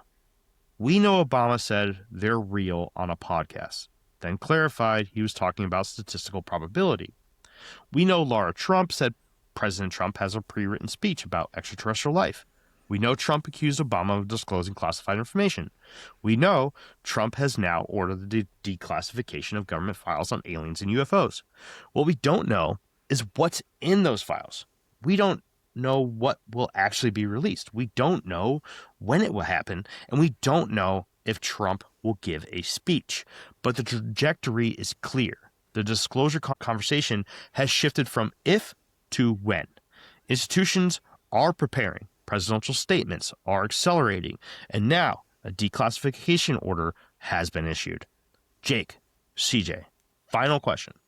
Do you think Trump will actually release significant information, or is this just a political move that will result in the Pentagon releasing files we've already seen? Follow-up question. How long has it been since the Trump administration said they were going to declassify and release all of the Epstein files? Damn it, you're jumping into it too fucking quick. I'm just saying. No. Like, it's a solid question because I made reference to it in the script. Okay, when I said that if he doesn't come through with this now, he's going to be basically labeled a liar, right? This is something that we've seen before. That's how I stated it. What I was referring to was the Epstein files. I'm not saying that he would do so nefariously. I'm saying that just because he says it does not mean that the FBI and the CIA and Arrow and all these federal agencies are going to play ball and they're going to release all the stuff, right? They might release what they feel like they should and push back against it and just be like, no, that's all you're going to get. And then on the other side of that, we constantly say black budget programs. They can't release information that they don't have access to. So you give a FOIA request to the federal government and say, tell us about the aliens, and Lockheed Martin has all the information about the aliens, and they're not going to be like, well, this is what we got. We see them on FLIR footage, and then it's going to be like, okay, now what? You can't force a private entity to then just willingly give up information if they're not being requested to do so or being told that they have to in court, right? 100%. So I don't believe that there's going to be some crazy, like, there could be, but I don't believe there's going to be some crazy information that's put out just because the Trump admin says to do so. Because so far they're giving us what they have, and it's not great. It's not much. CJ, thoughts? I'm with Jake. I think it's a huge psyop in order to cover up the shit that we actually want to know about, right? Nobody gives a fuck about these aliens. If you look ever since they started talking about disclosure, the general public opinion was, who gives a shit? We want the Epstein files, right? So I'm kind of on Jake's side. This is a psyop. They're trying to distract us with something to get us off target, because there's lots of people who are going to go to jail. High up. I mean, look at the UK just arrested Prince Andrew, right? So it's only a matter of time. And if they can make a big deal out of aliens, if they can manage to somehow miraculously make the general public give a shit about this alien stuff, then they can distract us from the Epstein files. I'm with Jake. On this. Look, I want, if the aliens are going to present themselves, and they're going to do it regardless of what the president or the president's administration says. But then again, there's people that are high up on that list that might die soon, and I'd rather see them get hung before they just die naturally. You know what I'm saying? Like, This is it's yes. Yeah. there I has to be justice, right? yeah. I kind of got into my feelings a little bit yesterday during my interview with Coco, and kind of touched on this too. And I don't think I've really talked about this very much on this podcast. And since this episode will be coming out before the Coco interview, I'll just say it again. I fucking hate pedophiles. Like it's absolutely fucking disgusting. And I'm actually, for the guy who really strives for disclosure, the guy who wants answers, the guy who literally obsesses over this shit, I'm kind of pissed off that it's coming at this time. Like I'm 1 foot in with you guys and 1 foot out. I think that we are going to get stuff. I don't know how truthful it is. I don't know how much it's going to be. We're going to get stuff, but I think it's as they're trying. They're trying to. I'm having a brain fart on what the term is, but they're trying to get you to look over here while other shit happens over here. They're trying to distract you. It's like sleight of hand. Yeah, it's like a sleight of hand. Exactly. Right? Because my dumbass will absolutely be like, dude, show me the fucking aliens. Let's do this. Right? Yeah, that's going to be me. But at the same time, like, I'm really pissed because I know for a fact that depending on what they put out, if it's actual mind fucking information, right? Something about extra dimensions or whatever, right? I feel like this is them bringing out the big guns in order to successfully distract the world from something like the Epstein files and us all calling for our leaders to be hung. Let me play devil's advocate for a second. Now, it is possible that two big events can happen at the same time. It's not. It is in the vastness of the multiverse. I'll say it is possible for two massive things to exist in the exact same space at the exact same time, which could be alien disclosure, and it could be the Epstein files. I didn't necessarily mean when I made that statement that the Epstein files were the distraction or the aliens were distraction for the Epstein files. But yeah, sure. I mean, it probably is. But what I meant, I'm saying that. what I actually meant was along the lines of, hey, we're gonna give you guys the flight logs, and we're gonna give you guys the client list, and we're gonna give you guys all this sort of stuff. And who was it in the Trump admin who like a year ago was like, I have the file. It was a lady. She's like, I have the files on my desk. We're gonna give them out. They're ready to go. And then like probably tomorrow afternoon, you're gonna get all of it, right? And then they had some social media influencers come to the White House, and they gave them binders full of new information that was less information than was already publicly released. Yeah. And then a month later, they're like, what happened with you saying that you had the files on your desk? And she's like, well, I didn't mean that they were actually on my desk. That's not what I meant. It's like, what? You said that verbatim. You said the files are on my desk. They'll be released tomorrow afternoon at the latest. Well, that's not what I meant, right? I'm just saying that in itself is a serious freaking thing. And it's just getting delayed and delayed and delayed and delayed and delayed because there's other entities involved in the government, and they are unwilling to allow that information to get out, probably because they know people that are on that list, or they're on that list, right? They're quickly redacting as much as they can while it's slipping out of their fingers and getting out. But what I mean is that he might say, and he might be 100% serious, Epstein files are going to get released. Presidential order, release everything that we have on this, sicko and everybody that was on his client list, and let's see them come to justice. And he might be 100% and say, let's release everything that we have on UFOs and UAPs and aliens and extraterrestrials and blah, blah, blah, all this interdimensionals, everything like that. But the fact that there's other agencies involved that, as we saw in his first term, don't want to play ball. And here we are in his second term. They don't want to play ball. Just because he says it, they're more than happy placate and to push back. And even if they get called in front of Congress and they get subpoenaed, they just give non-answers. Did you know that you were violating a presidential, decree? And they're gonna be like, well, it's not necessarily that we were violent. No, it's a yes or no question. Well, it was a Tuesday, Yeah, and I I had plead my eaten fifth breakfast, offender. right? And it's just nonsense, and they just filibuster and filibuster and filibuster until somehow they walk out the door and they don't slap cuffs on them. So it just, all I'm saying is that I believe that he's serious about this, that he's not just saying it just to say it, and that he wants the information too, if there is any. I don't know why a government agency or entity would give the president that information. The guy's going to be here for like 4 years or 8 years, and then we got to just hope he keeps his mouth shut. It's just, it's not going to happen, right? Well, I don't think the presidents get involved in this sort of stuff, and they're not, if there is information, they're probably not told about it, because people talk all the time, just like Obama in this podcast. If he did reveal classified information, oops, it's like, now what are you going to do? You're going to hang him? You're going to try him for treason or something like that? It's like, what are you going to do? I don't think that they would give some guy who's sitting in a seat for 4 years the keys to the kingdom, so to speak, on everything that occurs. No, absolutely. So not.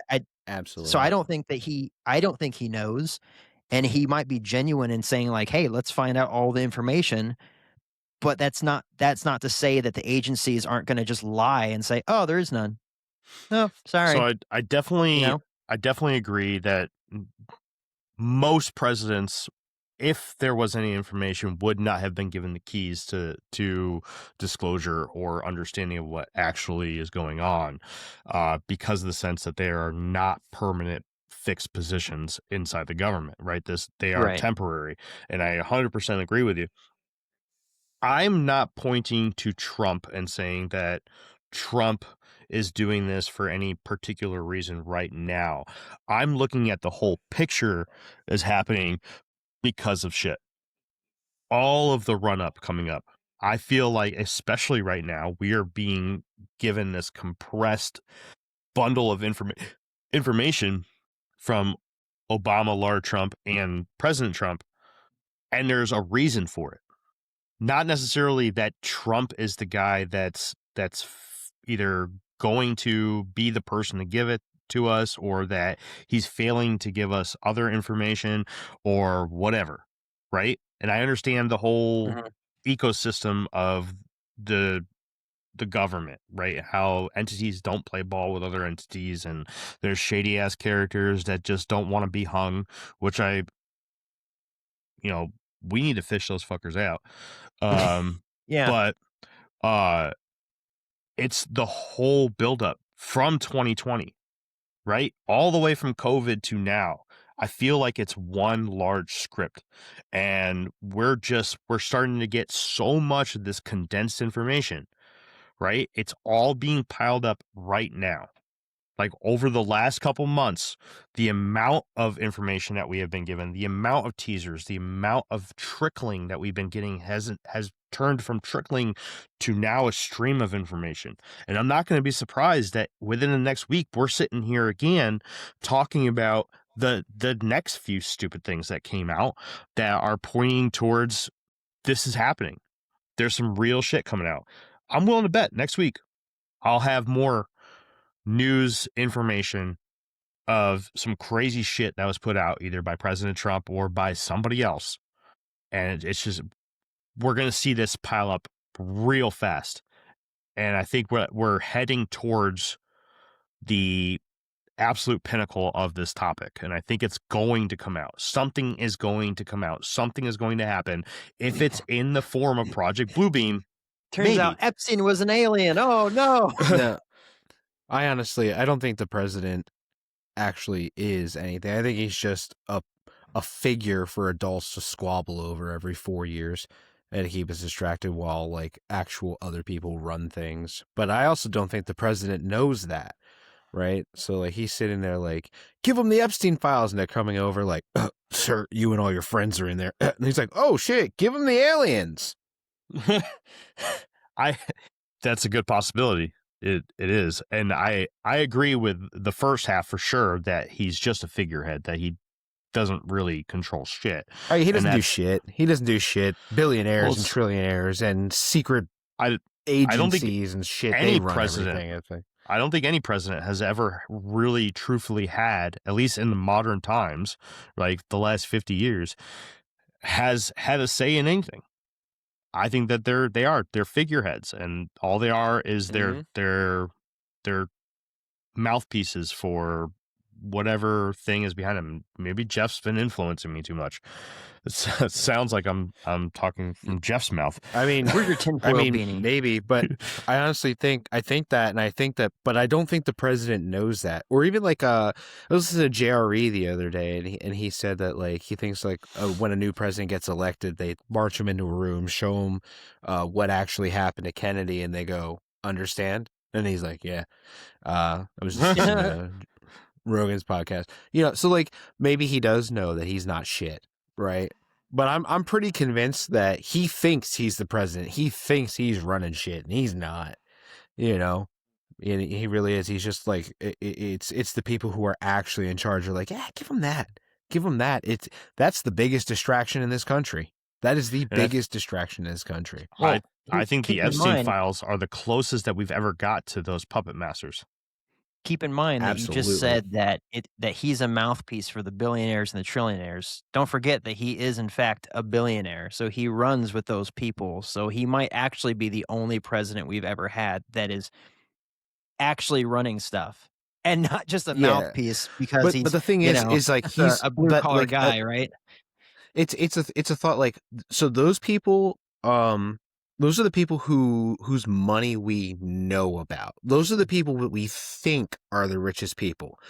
We don't know who the richest people are. Those people who actually control that kind of wealth, we don't know who they are. We don't know how much wealth they have, right? That's a very tight-knit group. They're very, very quiet, right? And even on that level, like Trump doesn't have Elon Musk's money, doesn't have Bill Gates's money. He's a little fish in that very large pond of 1%ers, right? And then beyond the 1%ers are all the people who actually have the wealth and they're running the stuff. So I still like, he's rich, but he's not that rich in comparison to a lot of other people. Yeah, that's fair. I think he's up there. I do, and I think he had more of a independent voice during his first term. There's things about this term that are just kind of not sitting with me very well, and to be completely honest, most of it has to stem from this fucking Epstein file fiasco.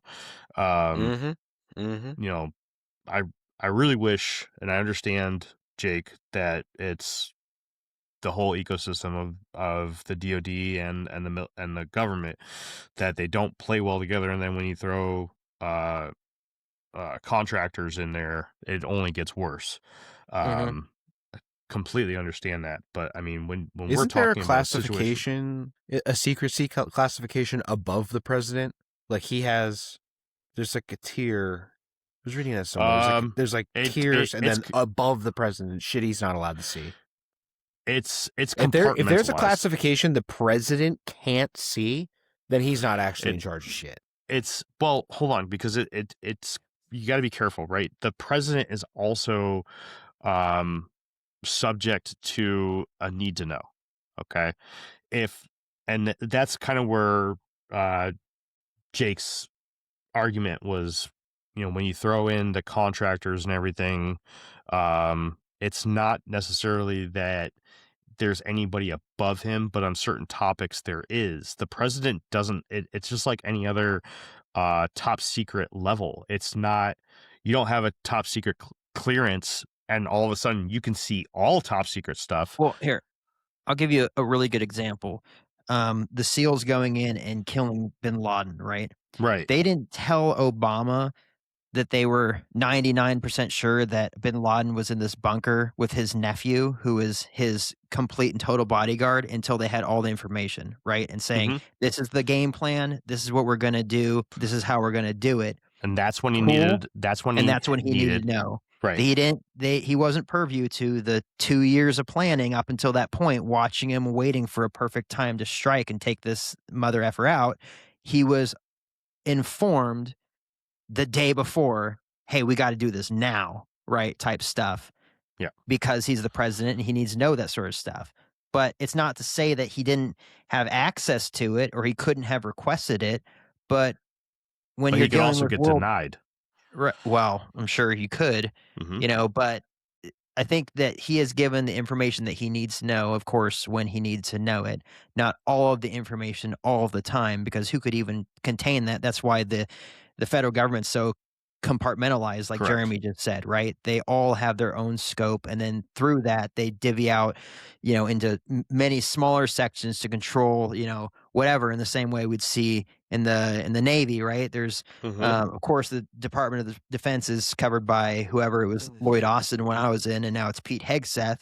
And then it goes down the chain of command from there until you get into the individual bases and the individual sections of the base, and then the individual commands, and then and this command here is in charge of search and rescue, and this command over here we're doing gunships and running them into the Middle East, but we're both flying MH-60s because it's compartmentalized into what our scope is, right? It's all like that. You can't have all of that information all the time.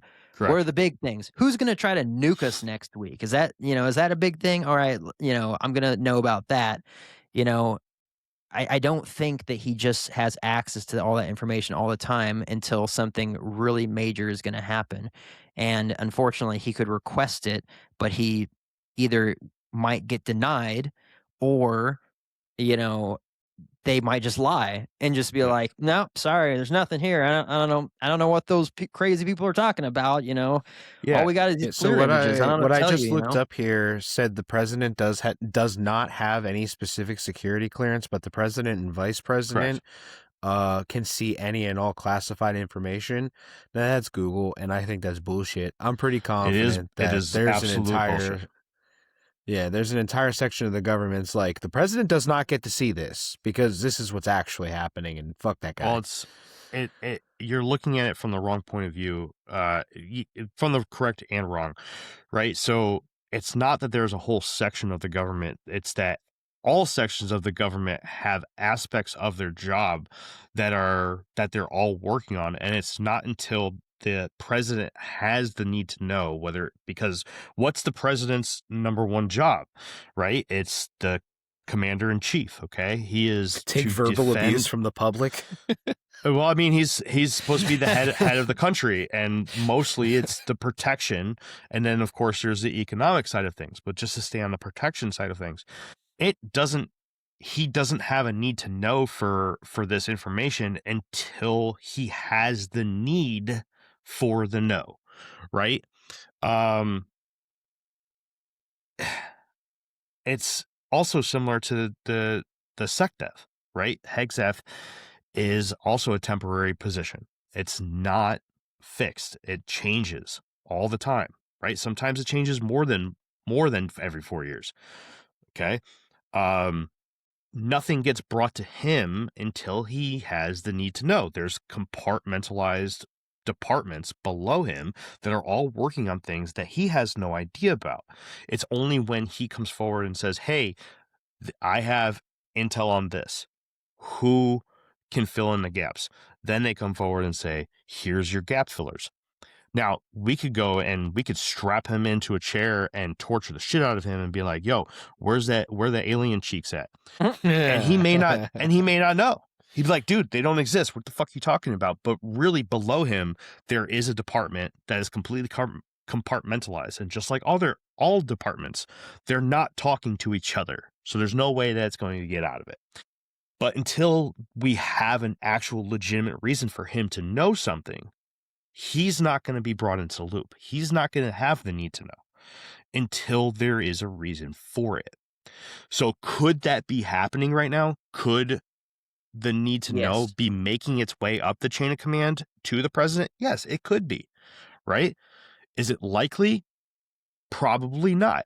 I'm just saying that if it smells like shit, looks like shit, and sounds like shit, And tastes like it too. and tastes like shit, Mhm. then it's probably just them trying to say, hey, we have something cool over here for you to look at while we're doing this other shady ass shit. That's what it sounds like to me. Could it be the other way around? Yes, only time will tell. But even when it actually comes out, are we going to sit here on camera next week or the week after or the week that it happens and all agree that this is legitimate information? Fuck no. Right? We're all going to be sitting here having our points to talk about, and it's going to be grade A entertainment. And everyone in the comment section is going to go off and tell us how stupid we are because that's what we get. It's going to be just like those aliens from Peru or wherever they're from. They're going to be like, oh, neat. The What about the Tridactyls? Epstein files? I think that's absolutely. That's just a little bit of that trickling of information I was talking about, like the Peruvian seed, the Peruvian tridactyl seed was planted a couple years ago when we first talked about it, and now it's being brought up again because now they automatically have all this DNA analysis and X-ray and MRI. Obviously, DNA technology and MRIs didn't exist 3 years ago, but it does now. DNA. And now we're getting, now we're getting all the fucking information about, hey, this isn't just chicken bones tied together. This actually looks like it's biological joints. Something's going on, DNA man. analysis is fucking bullshit too. Somebody recently swabbed a bearded dragon and sent it into 23andMe and got back a whole genetic profile that came up human. So that's all bullshit. There are bearded dragons from Germany. I mean, you go to some German town, I'm sure somebody's got a bearded dragon in their living room. Yeah, because it came from Australia. But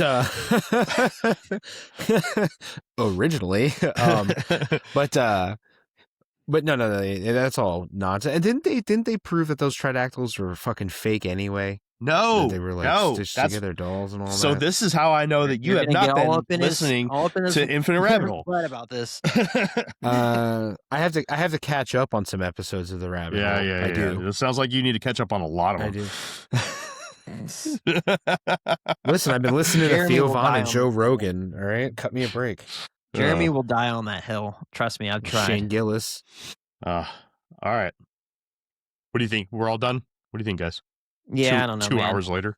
I'm not going to hold my breath on alien disclosure, and I'm not going to hold my breath on the entire Epstein thing coming out.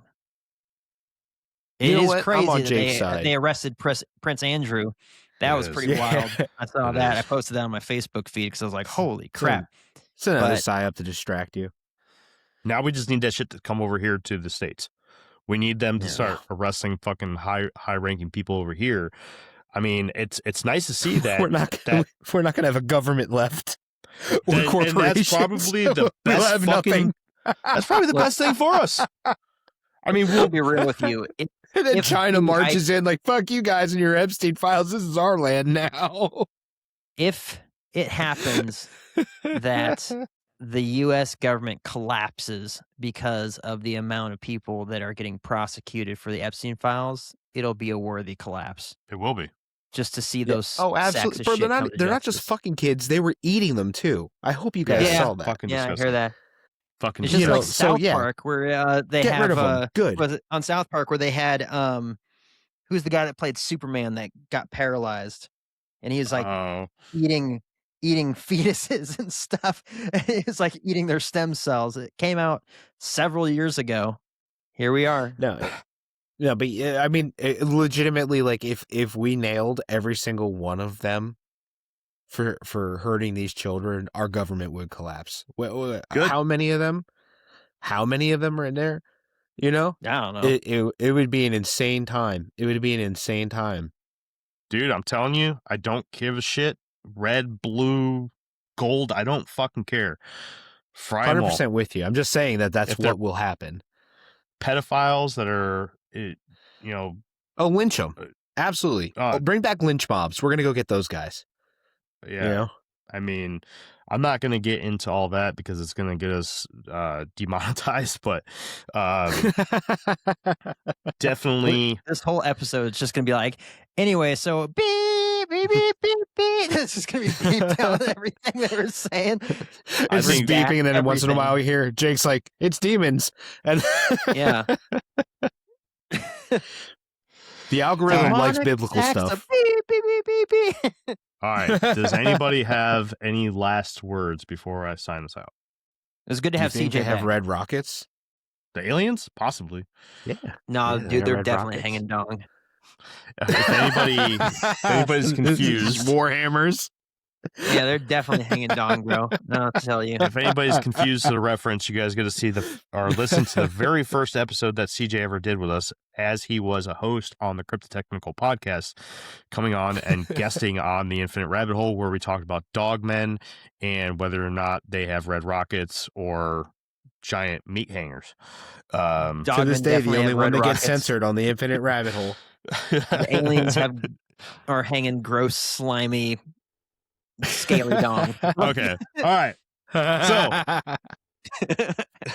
That's it for this week's Fringe news briefing. We covered a lot of ground today. The El Paso UFO incident on February 10th, where Texas officials tried to close an international airport for an hour, but initially planned for 10 days in response to what appears to be a UAP activity and widespread cell phone disruptions. The official explanation of an uncoordinated Pentagon anti-drone test raises more questions than answers. Police chiefs from America's largest cities releasing statements on the first official law enforcement guide to UAP, warning that these objects, quote, pose significant safety risks to police helicopters. 17 months after it's released, it's being reframed as part of soft disclosure. And then we went deep on what happened in the last week. Barack Obama saying, quote, they're real about alien life on February 15th. Laura Trump revealing that President Trump has a pre-written speech about extraterrestrial life on February 18th. And then on February 20th, Trump ordered the Pentagon to begin declassifying government files on aliens and UFOs. So what do you think? Is Trump going to release significant information? Is this the moment disclosure actually happens? Or is this a political move that ends with files we've already seen? Leave a comment. Find us on Facebook, Instagram, X, or YouTube. I want to hear your thoughts. If you enjoyed this episode, hit that subscribe button and leave us a rating and review. It really helps more people find the show. Next week, another briefing, more stories from the fringes, another deep dive into something the mainstream won't touch. Until then, keep questioning, keep investigating, and remember the most important mysteries aren't the ones we've solved. They're the ones we're brave enough to ask. This has been Infinite Rabbit Hole. I'm Jeremy Sosha with Jake and CJ, and until next time, travelers, we'll see you right here in the next fork in the path of the Infinite Rabbit Hole. Bye, everybody. Maybe aliens have cloacas. Bye. No, how about that? I gotta get a different shirt. Cliffhanger. This fucking thing. Hey, everybody. Thanks for checking out the Infinite Rabbit Hole podcast. If you're looking for more of our stuff, head on over to infiniterabbithole.com, where you can find links to all the podcast players that we are available on, and even our video platforms such as TikTok and YouTube. While you're there, make sure to check out all the links for our socials and hit that follow so you know when all the new stuff from our podcast comes out. And until next time, travelers, we'll see you right here in the next fork in the path of the Infinite Rabbit Hole. Bye.